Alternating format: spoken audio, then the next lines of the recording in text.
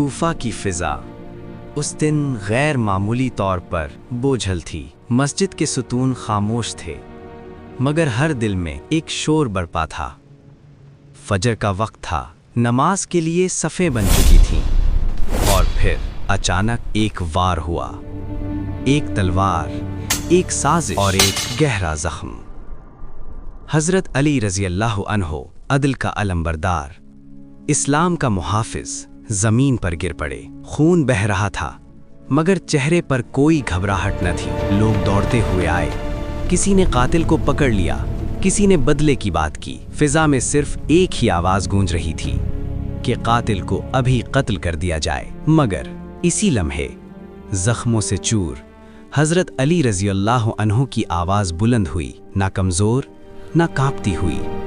فرمایا، ٹھہرو۔ مسجد میں مکمل خاموشی چھا گئی۔ حضرت علی رضی اللہ عنہ نے فرمایا، یہ شخص میرا قاتل ہے، مگر یاد رکھو، اگر میں زندہ رہا تو فیصلہ میں خود کروں گا، اور اگر میں شہید ہو گیا تو اسے صرف ایک ہی ضرب لگائی جائے، نہ اس پر تشدد ہو نہ اس کے ساتھ زیادتی۔ یہ سن کر لوگ ساکت رہ گئے۔